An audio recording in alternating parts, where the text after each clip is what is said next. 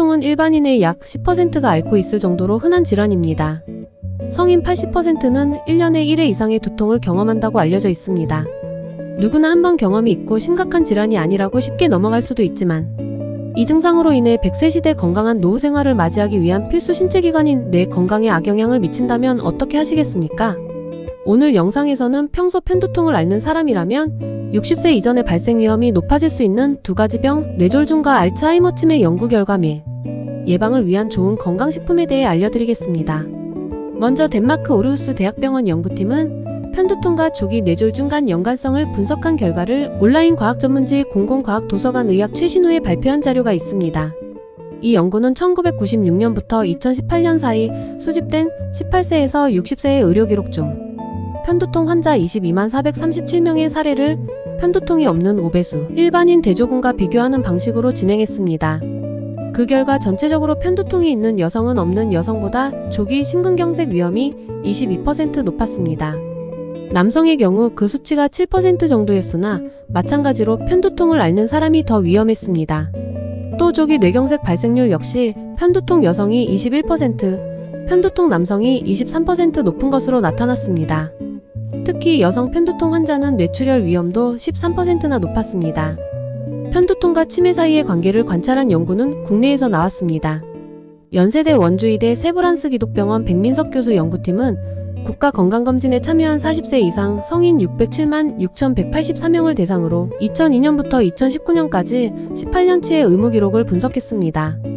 그러자 편두통 진단 병력이 없는 사람의 치매 발병률이 3.7%인데 반해 편두통을 앓았던 사람의 치매 발병률은 7.1%인 것으로 집계됐습니다.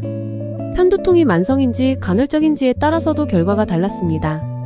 둘을 비교했을 때 만성 편두통 환자의 치매 발생 위험이 1.48배 높은 것으로 나타났습니다. 연구팀은 만성적이고 반복적인 편두통이 뇌 구조를 취약하게 만들고 기능을 약화해 기억력 저하를 초래하는 것으로 보인다고 추측했습니다.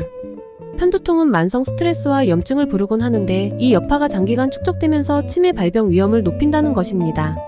그렇다면 편두통은 왜 생길까요? 편두통 환자는 일반인에 비해 예민한 뇌를 가지고 있습니다. 쉽게 말씀드려서 편두통 환자분들의 뇌와 뇌혈관은 아주 과민한 상태이며 이는 타고나는 겁니다. 과민한 상태가 유지가 될 때는 두통이 발생하지 않지만 스트레스, 음식 냄새, 술, 수면 부족, 금식, 여성의 생리 등의 작은 요인이 들어가는 경우에 더욱 뇌와 뇌혈관은 흥분되게 됩니다. 흥분된 뇌와 수축된 뇌혈관은 욱신욱신거리는 양상의 마치 심장박동과 동일한 양상의 두통을 일으키게 됩니다. 또한 이 과정에서 뇌에서는 여러가지 신경전달 물질들이 분비가 됩니다. 이러한 신경전달 물질은 뇌에 직접적으로 작용하여 두통을 더욱 악화시키게 되고 우리의 위장에도 작용을 하여 속이 울렁거리게 만들거나 혹은 토하게 만듭니다.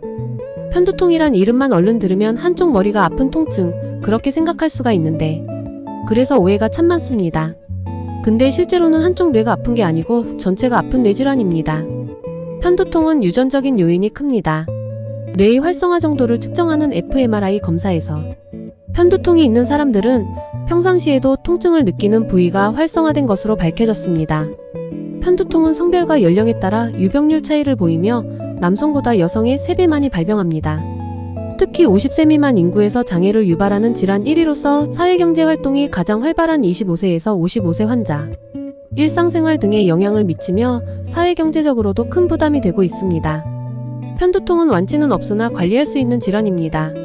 전문가들은 음식은 최초의 약이나 마찬가지라며 어떤 것을 먹는지, 언제 먹는지에 따라 통증 관리에 큰 차이를 만들 수 있다고 말합니다. 평소 식사에서 두통, 편두통을 없애는 식품을 꾸준히 먹는 것이 통증 완화에 보탬이 된다는 설명입니다.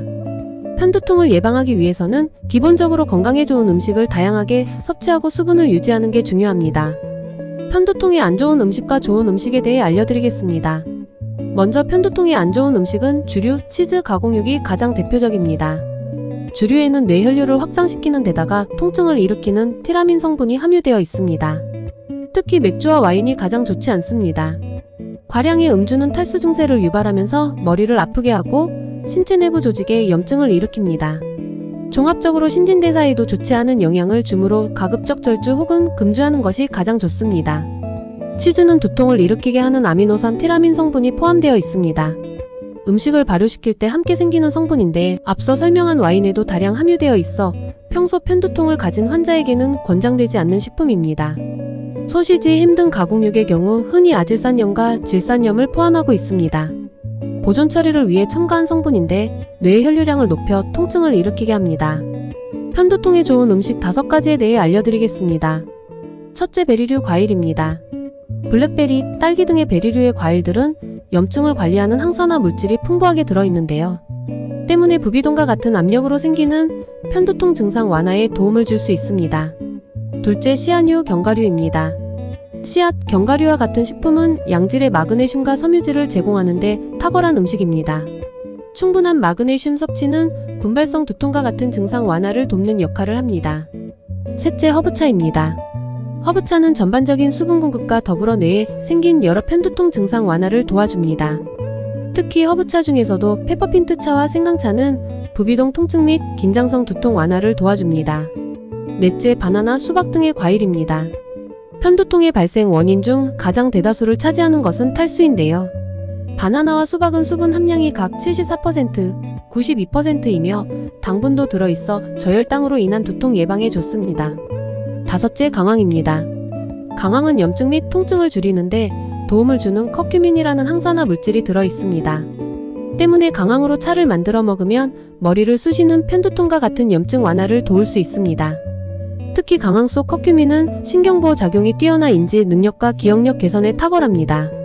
카레 성분 중 하나인 커큐민 섭취가 높은 인도인들은 치매 발생률이 가장 낮은 국가입니다. 일부 지역은 치매 발생률이 1%에 불과합니다. 그 이유는 강력한 항산화 작용을 통해 세포의 산화를 방지하기도 하고 치매 주범이라고 불리는 베타 아밀로이드 단백질을 분해하는 역할을 담당하고 있기 때문입니다. 여러 연구에 따르면 이런 커큐민은 알츠하이머병 환자에서 감소하는 성장 호르몬 BDNF의 수치를 높여주는 기능도 있습니다. 또한 커큐민 특유의 항산화, 항염, 항균성, 항노화 등의 작용으로 알츠하이머병을 예방하고 치료하는 데 중요한 역할을 할 수 있다는 평가를 받고 있습니다.